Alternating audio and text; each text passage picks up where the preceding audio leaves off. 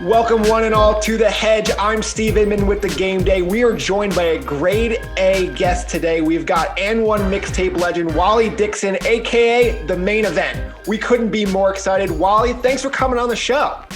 Oh man, thank you, Steve, for having me on the show. I feel honored to be on the show, be a part of something as special as you have going on over there. Oh, much appreciated there. I remember playing AND1 streetball on PlayStation, so let me first say it is an honor to have you here. Let's start at the beginning. Your mainstream fame started when you originally won the high school national dunk contest? I think as far as what people know who Waliyy Dixon was, and go back a little before that, I want to give credit to AAU, also my PAL, Coach Tyrone Givens, and my AAU coach, Brian Crawford, the North Rams. And then in high school, for people around the state to see me, the Nets used to have a slam dunk championship every year, and I won it like 3 years, maybe 4 years of my high school career. So that was very big. We'll get to the Nets in a bit, but a lot of people old enough to remember the glory days of AND1 think you might be the greatest dunker of all time. How do you think you stacked up against the Vinces, LeBrons, Jordans, Dominiques of the world? Could you have taken them in a dunk contest in your prime?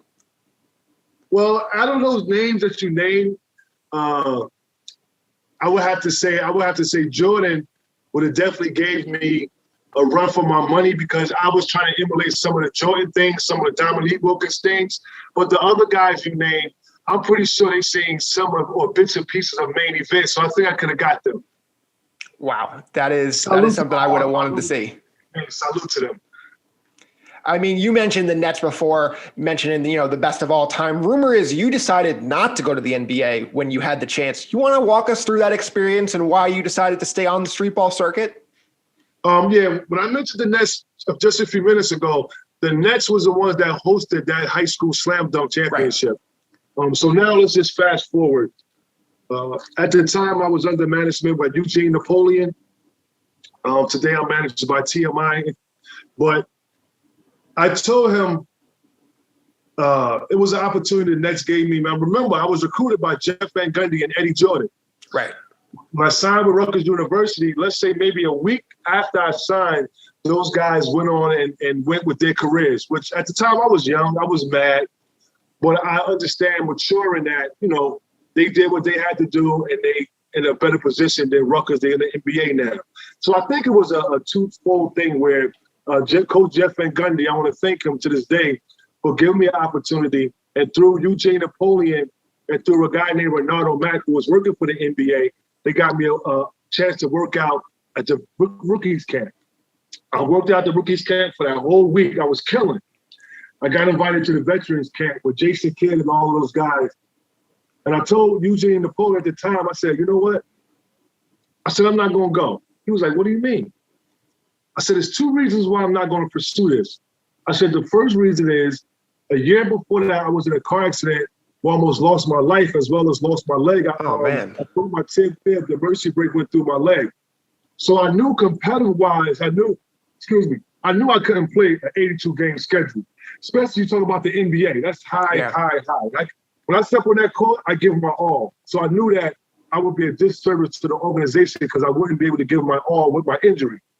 The second reason was, if you go back at any of my interviews I ever done, I always said, I'm going to stop chasing the NBA dream once I turn 26 years old. But I want to be blessed to be in a situation where I can practice with those guys, play against those guys, and just see if I'm good enough or just wasn't good enough. And I fulfilled my own goal, which was that I know I was good enough. Because the guy who I was killing, they wound up signing him to a 10-day contract. So I fulfilled my own goals, and that was the reason why I chose not to pursue that NBA and with the Nets. And I just went back to the streetball thing, which was really my NBA. Rucker Park was my NBA, and I knew I could control the dynamics of that streetball game versus selling myself short and not holding up to my end of the bargain with the Nets. That was the reason why I didn't pursue that career. Do you believe that accident didn't happen? You would have pursued that NBA opportunity? Oh, definitely. Definitely. It would have been now, it just would have been still proving to myself at that time. I probably wouldn't have pursued it because I gave myself a timeline. And my timeline was 26 years old. Yeah. And that year, I turned 26 years old. I mean, I have to say, as a New Yorker, I wish I could have seen you at Rucker. People say it's the Garden, but the truth is Rucker Park is the mecca of NYC basketball. Are there any big memories that stick out for you there? Oh, man. There's so many different memories. People say Rucker Park is the mecca. I also compare Rucker Park to the Apollo because it doesn't matter if you're an NBA player, an overseas player, an All-American, or All-State, or Mr. Basketball. They go by what you do that day at that park. So it was a blessing that I was able to perform at a high level day in and day out. Never taking no days off. And memorable moments for me was I played for a guy named Mousie's Dream Team. Okay. And every game, you had to feel like it was the last game. But I just remember playing with some top-of-the-line ball players like Kareem Reed, Elton Brand, Metta War Peace. Those are my championship teams, Future, Shane Drew Machine. But something that stuck out a lot to me, there was this kid that was there. His name was Keith Slaw. And Keith Slaw was, I don't like to use the word have a handicap. I just say that God's special individual. Okay. And he always would tell people, this when we merged over with Puffy Team, Bad Boy. So we went from Mousie's Dream Team to Bad Boy. And he would always tell people, yo, I'm Bad Boy. I'm Bad Boy. I'm Bad Boy. And this game, man, Mousie put a jersey on him. He got in the game. Half man, half amazing pass from the ball. Keith Slaw take a jump shot. And the ball was bottom of the net. That's one thing that will always stick out. And another thing would stick out to me. I want to say like in the 90s, when you see a lot of the guys now going through their legs and dunking the ball. Yeah. I did that on the eighth Ave side. I'm coming on a break. I bounced the ball, went through my legs and dunked it. So a lot of the dunks I see now, sometimes I feel a little sentimental, like, yeah, I was doing that in the 80s and 90s. But there's just so many memories playing against a lot of the pro guys, seeing where your game is at, and where the pro guys had to adapt to that style of play. A lot more physical. So you got the, oh man, so many different guys. Joe Smith, Steve, they call him the franchise, Francis. So many players came out there, but I mean, that whole experience at Rucker Park is just something special. And for me, it was very special because, you know, they say the best got to come from the big cities. But I proved them wrong that a kid from Linden, New Jersey, by way of Sumter, South Carolina, Dallas, South Carolina, went to New York for 11 years and dominated on those courts. I love to hear that. I have to ask while we have you here, who had better handles, Skip to My Lou or Hot Sauce? You really can't put those two in the same. Hot Sauce was more of a showman, like an entertainer. Skip to My Lou could give you both within a confined little room. Okay. That's Hot Sauce is the best illegal ball handler I've ever seen in my life. Like, he's great at it because he practiced it. But that Rucker game, I'm trying to explain to people, you go to a Rucker game or a tournament in New York City, certain things you just can't do. They got real referees. But that player that could give you that show game, maybe throw a little more, and then give you a give and go, or, you know, or trying to play, that's a special, very special player. So I would have to give it to Skip to My Lou because Skip to My Lou could do both. That is awesome to hear. We talked before the show about the documentary you have in the making about AND1. I got to tell you, I'm pretty excited. You want to tell us a little bit more about that project? That project we're working on with my team, as well as with TMI, the Blacktop Streetball Association company. I'm basically going to tell that story through my eyes, through my insights on how it started, bringing 5 guys to a company, the peak of it, and what was the downfall, and what do Blacktop Streetball Association have to offer to the culture. You know, the culture is the community, the youth, the city, the game itself. There's so many different elements. It's like with hip hop. You can't call it hip hop if you take out the B-boys, the B-girls, and the graffiti. It's no longer hip hop. So we just want to bring back the elements of the ingredients of street basketball. And under Blacktop Streetball Association, we're going to bring back street basketball. And the documentary is just basically me telling the story from my insight, being from the inside and the outside, just giving a share back of what happened, how did it happen, what could have happened. And it's not really the bash no one, it's just telling the truth. And I was taught that the truth will help or hurt something. And I'm not trying to hurt no one. I just want to share stories to help someone. That sounds awesome. Do we have like a timeline of when we expect that to come out? I want to say maybe August or September. Awesome.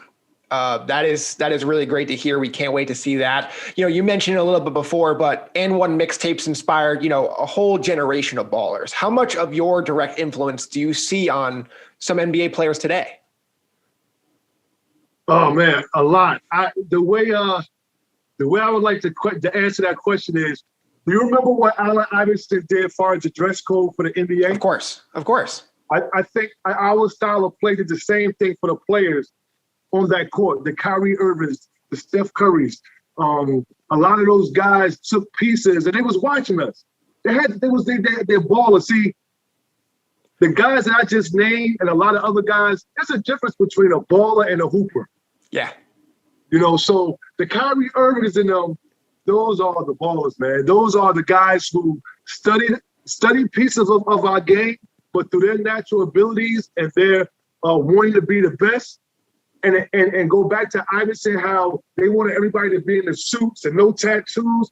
But when he showed them that it could be this way, I think that's the same impact that street basketball gave to the NBA guys, to where the owners and the league is saying, hold up, let's take the shackles off a little bit and let them go out there and do their thing. Because we was able to see, I was able to see Rayford Austin and Skip to my Lou.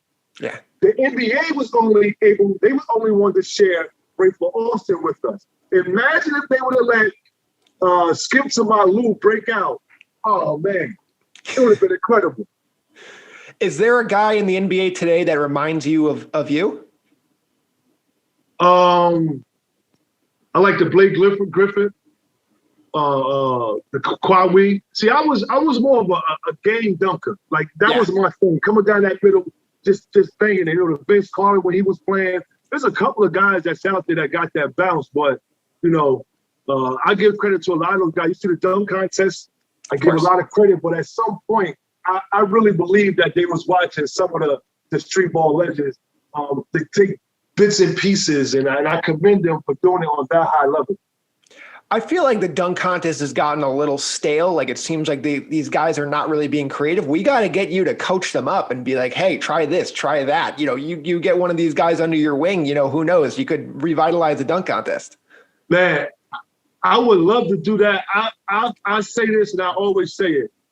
I could get 5 guys or maybe 3 guys that will go against any person in the NBA as far as dunking. And what I don't like about the NBA dunk contest is that, see, Jordan went against Dominique. Like the top elite went against each other. It's okay to take a loss during the All-Star weekend. I want to see these heavy hitters, the superstars, go out there and put on a show. That's why we still haven't seen LeBron James. LeBron James has been around forever. We have not seen him do a dunk contest yet. Yeah, that's the king. The king don't want to be the throne in any way. I get it.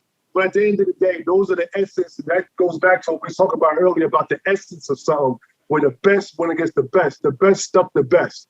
And that's what it's got to get back to. So I think that's going to be more of the competitive side, because the guy, like you said, LeBron James in the dunk contest, that cat that's coming up in the rankings, he's going to work extra hard because he knows if he beat the king, he's going to always be known as beating the king, not winning the dunk contest, but beating the king. We got to find a way to incentivize the top guys to do it. I mean, obviously they have all the money in the world, so it's not going to be that. But, you have Obi Toppin versus Anthony Simons. No disrespect to them, but that's not what we want to see. We want to see the king. We want to see, these big time guys. We want to see Zion Williamson. We got to find a way to say, hey, this is important. Make this work. That's very important, man. And you know what? They could do something to where it don't have to be a winner. Just certain amount of dunks, a certain amount of points you get, we're going to donate to a charity or something. Love it. We can take that off, but we got to get that essence of it back. But if they keep playing around, like I said, I got about 5 guys that I'll put against anybody in the world as far as dunking. That is so cool to hear. We got to get you involved in that for sure. Lastly, before we wrap up the show, I hear you're working with Blacktop Streetball organization. Could you tell us what you're doing with them? Well, I'm the CEO of the Blacktop Streetball Association. Been working on this for about maybe 2 years now. It's just bringing back the whole essence of street basketball, bringing back all the components, and with someone like myself, with the blessings being the narrator of what it should be, I think it's going to be awesome, not only for the players, but also just for the culture. We can't let the culture die. Streetball's been here before, it's going to be here after us, but it's all about what's being portrayed in street basketball. For me, street basketball meant a lot to me because it was a safe haven. It kept me out of trouble, and I want to do the same thing and have opportunities that was given to me to the future. And that's what street basketball, Blacktop Streetball is all about. Opportunity, putting on a good game, going back to street basketball. Waliyy, this has been so great. The main event. Thank you so much for joining us. Thank you for having me, man. God bless you. Take care. Don't forget, still mask up and be blessed. Absolutely. That is going to do it for us here on The Hedge. A special thanks to Waliyy Dixon for joining us. Once again, thank you for watching The Hedge on YouTube and listening to our pod on Apple and Spotify. Make sure to keep it locked in on the game day, and we will talk to you soon.